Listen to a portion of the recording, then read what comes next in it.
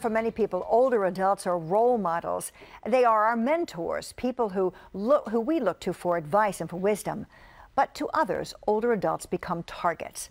It's estimated by the Center on Elder Abuse that nearly 10% of elder Americans are victims of some kind of abuse. In fact, it's believed that many more cases really go unreported. Here to talk about elder abuse, especially in nursing homes, and spotting the signs and stopping it, or even better, preventing it, is attorney Brian Strauss of Villari, Brandis, and Giannone.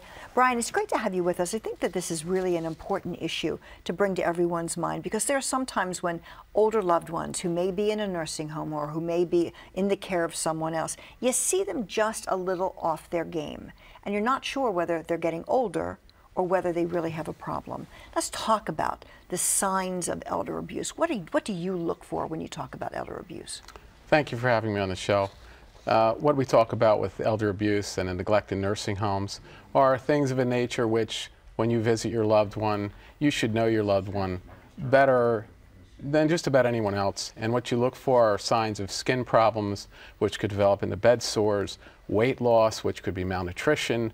If you notice that your loved one is thirsty all the time when you visit at the nursing home, they may be dehydrated, fluids.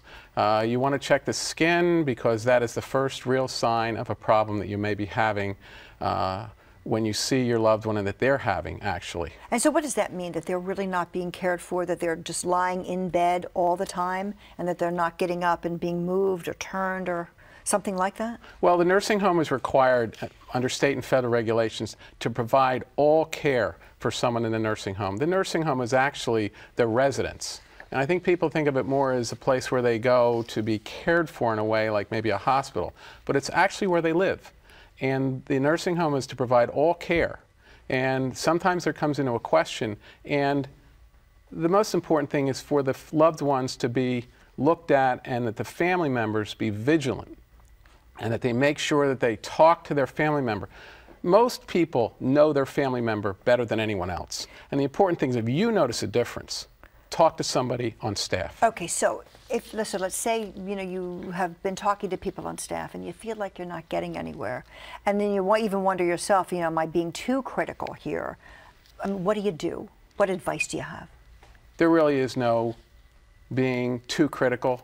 What you need to understand is there are state and federal regulations. As I've said, you should inquire, you should talk to the director of nursing, the nursing home administrator. Don't be afraid to speak to people, because when you leave, the staff is taking care of your loved one. Often in the nursing homes, the staff is overworked, they're underpaid, and if you wish, you contact our firm. Pete Villari has created a firm where we are informational.